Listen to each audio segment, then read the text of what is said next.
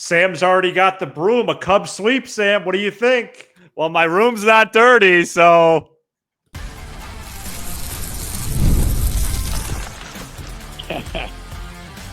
You are Locked On Cubs, your daily Chicago Cubs podcast. Part of the Locked On Podcast Network, your team every day. You are Locked On Cubs, part of the Locked On Podcast Network, your team every day. Alongside Sam Olber, I'm Matt Cozy. Sam and I are lifelong fans, taking our passion into discussion with you on all things Cubs. Thank you for being part of the show and making us your first listen today. The best way you can help us grow the show is to listen or watch us every day. And you can meet us as well this Saturday, 11 to 1, almost home, right down the street from Wrigley Field.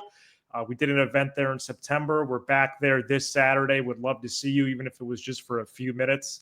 Saturday, 11 to 1 at almost home before Cubs Padres. Cubs are on a roll, finishing the sweep of the Athletics by a score of 10-2 on Wednesday in West Sacramento. Cubs are now 5-4 with an off day Thursday, followed by that first game of the 25 campaign at Wrigley at 1:20 Friday. More announcements on that later in the show. Cubs offense put up 35 runs, 5 touchdowns on 41 hits and 20 walks in the 3-game sweep, and have scored 60 total runs in 9 games. And you might be saying, well, Matt, those numbers are inflated. They've played more games than everyone else. Not really. Remember, they only scored 4 runs in the 2 games in Japan. So the 7 since have been an offensive explosion. Sam, it's been a fun week. There are a lot of encouraging signs with this team right now, especially at the plate. You know, first of all, this is truly one of the better days of my life. I just want to say, well, by the way, you got tremendous color. Spring break really agrees with you. You look well rested. I've had a couple, gone on a couple of walks. Well, you just look fresh. Speaking of fresh, Matt, I'm watching this offense the last few days, and I talked about it a little bit on last night's program. It reminds you of July and August of 2023. It reminds you of what Ian Happ and Seiya Suzuki and Dansby Swanson and Nico Horner, what those guys look like when they are hitting around a star level player. Because in those 2 months, Cody Bellinger essentially was hitting like Kyle Tucker. Now, of course, it's very early, and Tucker will have his peaks and he'll have his valleys, but I'm telling you, his valleys will still be productive. And when you put a bunch of nice players, and that's what the Cubs have, around a player like this, it just changes everything. And then you add in the speed, you add in the young guys we'll talk about probably a little bit more tomorrow, but it's just been really fun to watch. Today was Seiya, and look, maybe I'm overdoing it a bit, but something tells me if Kyle Tucker's not hitting behind Seiya, he doesn't get an 0-0 meatball when he hit that 3-run home run. Yeah, but how do you not know that for sure, right? Yeah, that was our whole point for years. And he gets to be aggressive. He gets to just go do his thing. And look, Seiya, a lot of people, I would say that he's a polarizing figure in Cubs world. Probably so now in year 4, yeah. And it's like, now when he hits a home run, I get, well, Sam, you doubted him. No, I know that this guy is this guy. The thing is there's going to be at-bats and games and weeks where he strikes out a lot, looking, and you go, what's going on? And then there's going to be spurts like this. The beauty of it is that can't be your best guy. But if it's your second best guy, if your second best guy is the guy that hits the ball the hardest on the team, which is just a fact, and probably hits the ball the farthest on the team, which is probably a fact, and then, you combine him with Tucker and the consistency you're going to see from him, it's a very dangerous group. And I'm just really excited. I really like the at-bats Nico Horner's having. I really like the at-bats. Haps had better at-bats than his numbers show. The catchers have been really, really good. It was a really fun week at the Sacramento Park, wherever they're playing. Okay, well, I don't think that's what it's called, Yeah. but Yes, I will say that's gonna prove to be an embarrassment for the sport. Oh, really? Only 3 games in, and there was like 3 people there today. Yeah. Granted, it's a Wednesday afternoon. Just a shame that they have to play a full-time season at a AAA park. Well, they essentially had 3 for 3 years. Yeah, exactly. Right. And the Rays are not the same, folks. There was a hurricane that tore the roof of their stadium off. Okay. Speaking of hurricanes, Suzuki almost hit that ball over the batter's eye last night. So, Sam, the Cubs have 3 players right now that are not only notable on this team, but I feel like across the sport in this early sample, there's 3 names that are jumping off the page. 2 that you would have expected, Tucker and Seiya, and 100%. Let's keep talking about it. Tucker makes the lineup better. I don't care if the president dismissed it. I don't care if the manager dismissed it. Thank you. Kyle Tucker makes the lineup better, and I will not apologize for it. We know about him. We know about Seiya, but you already said the third name. Nico Horner, 8 for 24 start, 3 steals. He's been he's good hit better at than second that. base. He's hit better than that. He's hit even better than that. There's just so much bat to ball skills, like we've talked about for years, and he's in a top hitter right now. Seiya just this series, Sam, 7 for 15.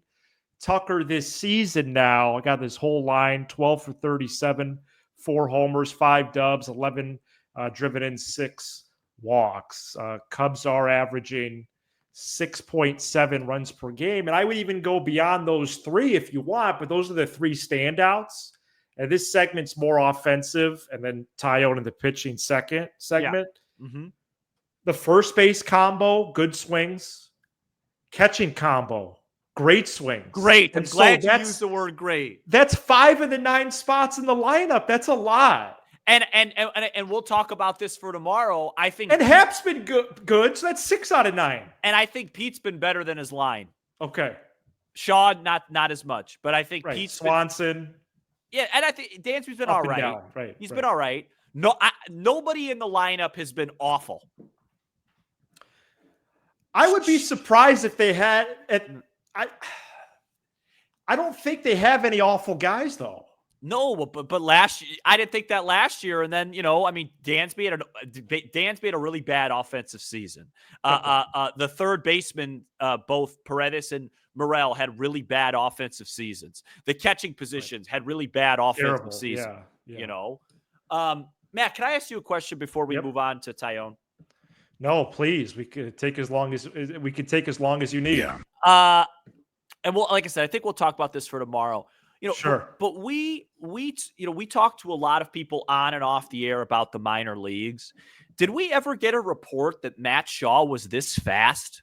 Like, I always heard that he was fast. Let me just read you a number right now, and it's early, but you know how on the Savant pages they have the percentile? He's of how fast you run? Yeah, like compared to the rest of the league. Like, all right, let's hear it. PCA's 99. Shaw's in the 93rd percentile, and it really passed the eye test. That dude flies, man. I don't think we got intel on that. I knew he was fast. I knew he was an above average runner. I knew he had speed. I didn't think he was by far the second fastest dude on this team. I thought he kind of ran like Horner. Yeah. No, he a base hit to left center and he's on first. You better get the ball in quick. That dude can run, man. Just wanted to say that. So where are you at with this team from exactly 72 hours ago? Great question. It's such a, you know what that question reminded me of? The late great Johnny Carson. Thank you. Well, I look up to my hosting icons and let's get something out of the way. That's the greatest talk show host of all time, folks. There's no debate. It's not close. If you want to put Letterman behind him for a close set, that's fine. That's it. Anyway, yeah. I still have doubts about the bullpen, which maybe we'll talk about in the second segment. I still have doubts about the pitching, but I feel very justified. I feel very good about this offense because now this is obviously a peak. It's not going to be like this. This weekend they'll have to play a little bit more small ball because it'll be winter conditions. But I Bundle up. This is what I envisioned when the Cubs made this trade, not just from Kyle Tucker and everybody else. So I feel vilified. What's the word? Justified. I feel justified. Yeah, justified's the term I'm looking for. And I can't wait for Friday because I hope that team comes in undefeated because they're going to leave with 2 L's. Wow. All right. Coming up next, Jameson Taillon was really good. Let's get into his outing right after this. This episode is brought to you by Monarch Money. Ever check your bank account and wonder, where did all my money go? Between dining out, online shopping, and entertainment, it's easy to lose track. That's where Monarch Money comes in, your personal CFO giving you full visibility and control over your finances. Monarch Money isn't just a budgeting app. It's a complete financial command center. You can track all your accounts, investments, and spending in one place so you stop just managing your money and start building wealth. Instead of juggling multiple apps, you can use Monarch to check your finances, track spending, and even plan long-term goals. Folks, if you're anything like me and you're not a big cook, you live alone, you spend way too much money on delivery services and takeout, Monarch Money is for you. It'll help you budget smarter and save more. Take control of your finances with Monarch Money. Use code LOCKEDONMLB at monarchmoney.com for 50% off, half off your first year. That's monarchmoney.com, code LOCKEDONMLB for half off your first year. Jameson Taillon allowed 6 runs on 9 hits in his first start last week, but wow, did he make the necessary adjustments entering his outing on Wednesday. Taillon was effective and then some, I would say, against the A's. Final line, 6 innings, 4 hits, 2 runs, 3 walks, 7 strikeouts. And Sam, I have a little bit more of an intro to this segment. Sure. You want me to leave or? No. Oh, okay. 94 pitches and 44, which is a lot. 44 were fastballs. Mm-hmm. There's nothing like a well-located fastball. Yeah. I don't care what anyone says. I don't care if I'm old school. Next most frequent were cutter slider for him. He continues to test out the curve, the change. He threw his change a little bit. Yeah. But he got 19 swings and misses. I don't associate Taillon with that. And he did that. When I talk about one of my goals this year being to savor each game more, this is it. Yeah. We don't need to talk about Taillon as the number 3 starter in the playoffs or whatever. Shout out to Bryce from Iowa. It's one of our most viewed audio shows of all time, Bryce. Celebrate his outing on Wednesday because he was really, really good. Yeah, and you know what? I actually think his early use of the change helped the fastball too. Right, it was mostly in the first inning. Exactly, and that's interesting because we know when J-Mo has struggled, and he gave up his classic hanging cutter 2-run home run to Rooker, who's just a brilliant hitter. Yeah. I would love to see that pitch added because he really struggles neutralizing lefties. We know this, especially lefties with power. But yeah, I agree. He struggled a little bit with command. Wasn't sure that happened right after he had that comeback or hit off his foot. But I thought, and I tweeted this out, I thought he had really good stuff today. Like, you don't associate, just to your point, you don't associate Taillon as a big stuff guy. And I thought his stuff was good. He was hitting 94 with that fastball. He was getting a lot of swings and misses. I think he struck out 7 in 6 innings. So that's good. I thought his stuff looked really crisp in this game, which obviously, to do exactly what you just asked me not to do, when you look big picture. Okay. Well, you can do whatever you want.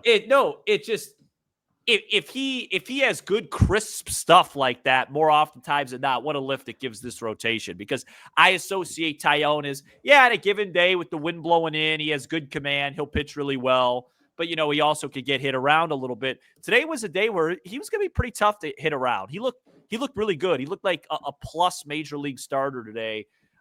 Good. I know this sounds cliche or lazy because the Cubs won, but I thought Counsell had a good series. I thought getting Turner, say more about that. I thought getting Turner in there last night early for Bush, that was a big run. I thought he got Steele out just in time. Merriweather Rooker was the right matchup.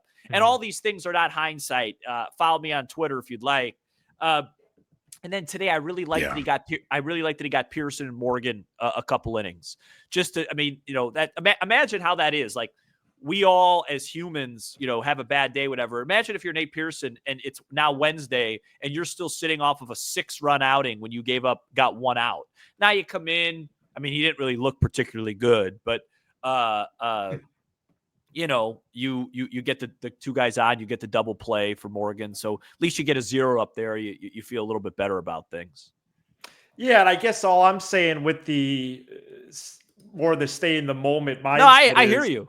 He got to lift the rotation. Got to lift now. No, I hear you. Yes, he could give them a lift always, but now it was huge, especially as you pointed out eloquently on your program, on your solo program in the wee hours. It's our program. It's not my program. Right. Sam will be solo on Tuesdays this season. Steele had to grind, right? It wasn't a quality start according to Major League Baseball, but he basically did one. Yeah, agree. And then Monday, Ben Brown battled through some traffic, through some turbulence, you might say. Mm-hmm. And it's amazing how many plane analogies I use, especially in my classroom for as much as I dislike flying. Especially for somebody that doesn't travel a whole lot. Anyway, correct. This color is not from traveling, certainly. Yeah. Well, anyways, what we're trying to talk about here is Taillon pitched well on Wednesday, and that is nice to see. I still don't feel great for Vegas. Okay. Imanaga and Boyd are next up in the rotation Friday, Saturday on what are supposed to be cold and rainy conditions. Throw strikes. Both days. So, Keller, Pearson, Morgan out of the pen on Wednesday, Sam. Keller hit 99 one time. He sat 97, 98. And Pearson, Morgan were up and down, although Morgan induced that double play there at the end. Did you know Morgan allowed only 9 earned runs last year? He's allowed 6 already. Of course. Hey, one point on what you just said, and no Workman this series though. Neither of us are big travelers. I think when you talk about a start like Steele, Brown, and to a lesser extent Taillon today, because I thought he was the best of the bunch, you could applaud those starts, call them battles, call them grind starts when the offense is putting up crooked numbers. That Steele outing. Yeah, you're right. That Steele outing, and I talked about this yesterday, that Steele outing, 6 2/3, 4 earned. If we lose that game 4-3, probably has a little bit different of a tone. You know what I mean? But when you're scoring runs, and scoring runs makes everything better. Makes you look more energetic. Makes pitchers look better. Hey, he went 6 2/3, 4 earned. We won 8-4, but he battled for us. He battled for us today. So it all starts with this offense scoring runs, and it sets up everybody else. Do I still have concerns about this staff? For sure. Do I still have concerns about this bullpen? You better believe it. Well, the bullpen especially. It was so nice, though, Matt, Tuesday night. But also the defense has been superb. As it should be. It's a great defensive team. Right. They have one small weak link over at third with Shaw, and I think he's going to be fine over there. They're elite in center. They're elite in left. They're really good in right. They're elite up the middle. Yeah. I mean, they should be really good. If they're not, then something's fundamentally wrong. Right. It was nice, though, that 3-run lead, even though it wasn't, a picture-perfect 8th and 9th to see Hodge and Presley get that done. So just an overall great week, great response to what was a debacle on Sunday afternoon of the highest order. 5-4 back to Wrigley Field. We talked about 4-5. This Arizona team that they played is really good. They outplayed them 3 out of 4. I have the over this A's 71.5. I think they'll eventually will be a sneaky decent team. Mm-hmm. Really good stuff. Really good stuff. And by the way, Jeffrey Springs, no slouch that they hit today. Well, and they built his pitch count up immediately. Same with Severino. Yeah. Yep. That's huge. The ABs they're putting in have been so quality.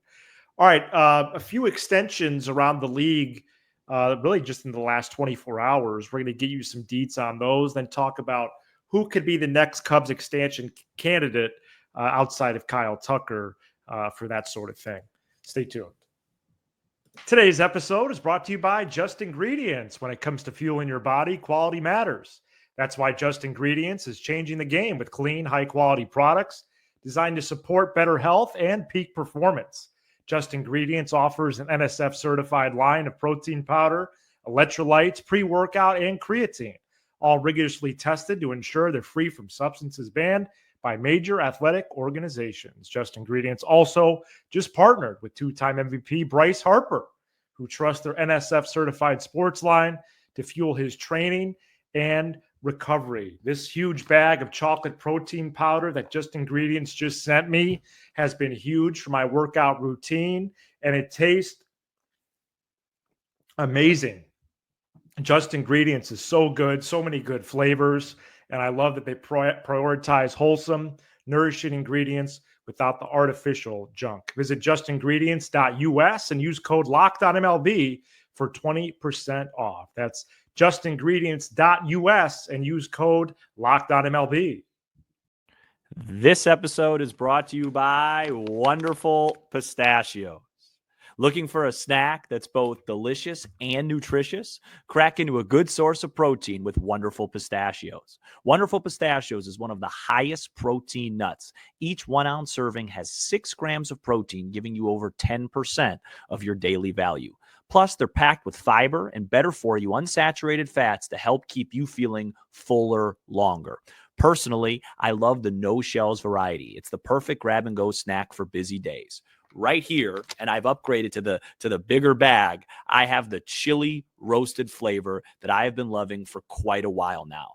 I'm a grazer throughout the day, guys. I don't have time for a full meal in the middle of work. So if I'm in between meetings or equipment runs, these little green wonders pack the protein punch I need to get me through the day. And I can't recommend the chili roasted kind enough. It is absolutely packed with flavor.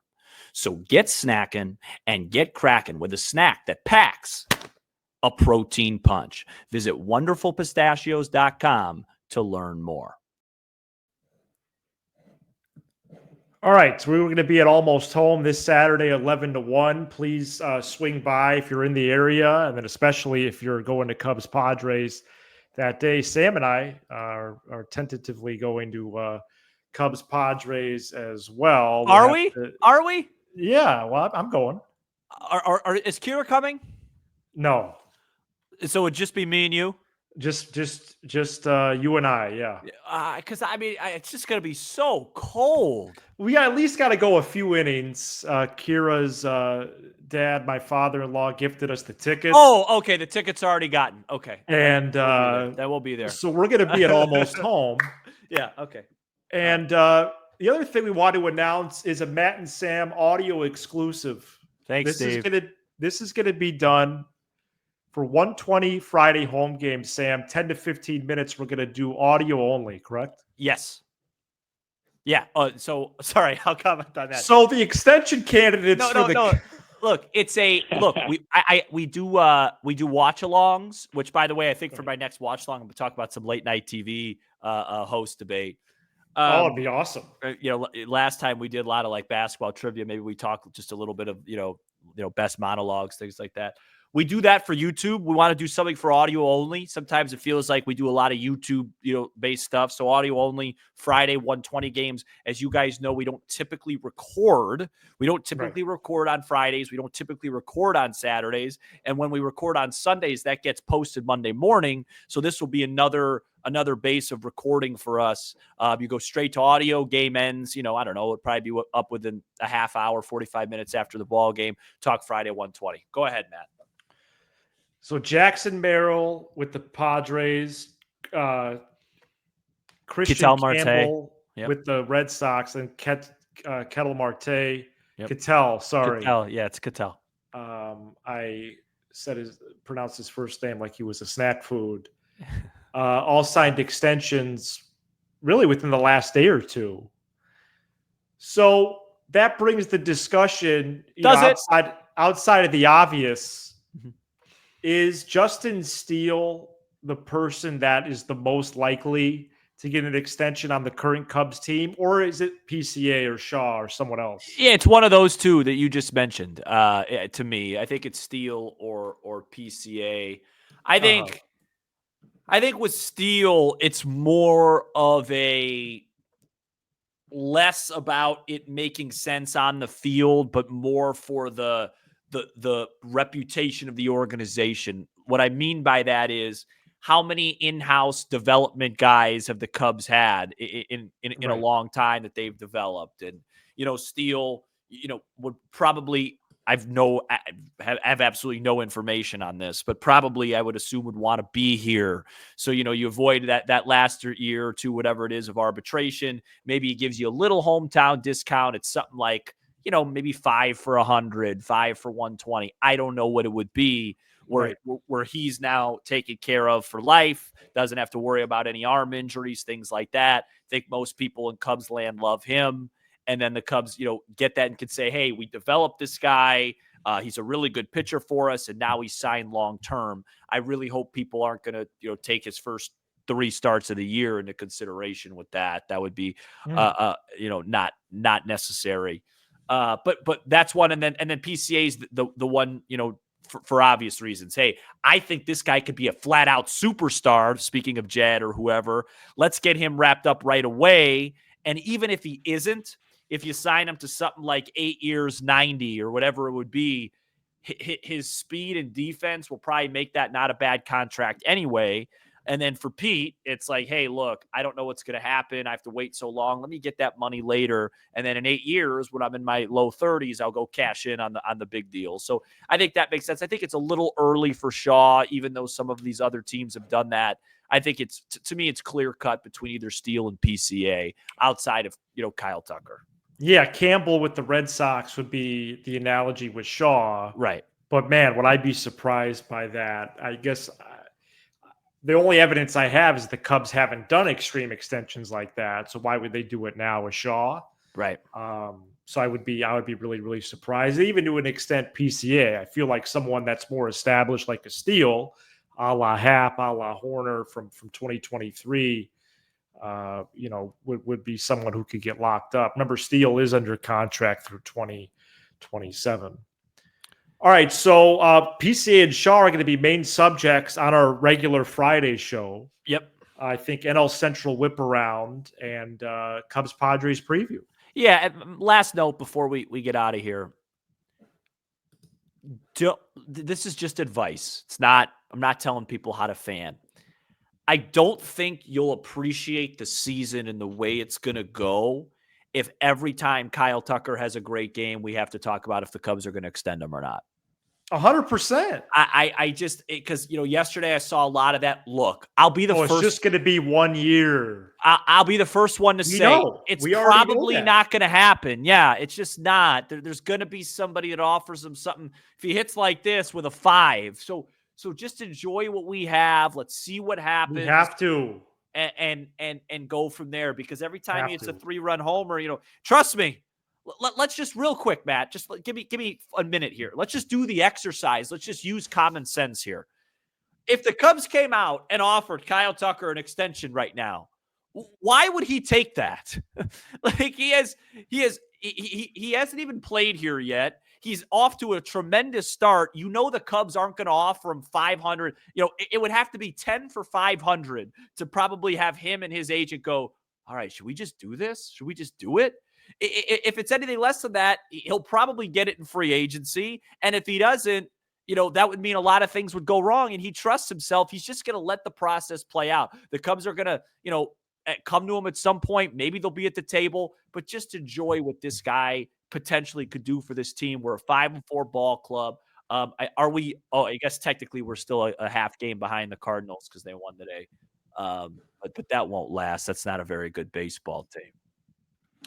That's a good word right there. Yeah, let's please enjoy it. And the Cubs could have a special season, even if it is just his 1 year. Thank you so much for checking out this episode. We are here 5 episodes per week, Monday through Friday, talking about all things Cubs. All right, we'll be back. Actually, if you want to check out our last regular episode this week, we'll likely publish that more likely Thursday evening if you want to catch that even before your Friday commute. He's Sam Olber. I'm Matt Cozy. This is Locked On Cubs. Yeah. Go Cubs. Sweet.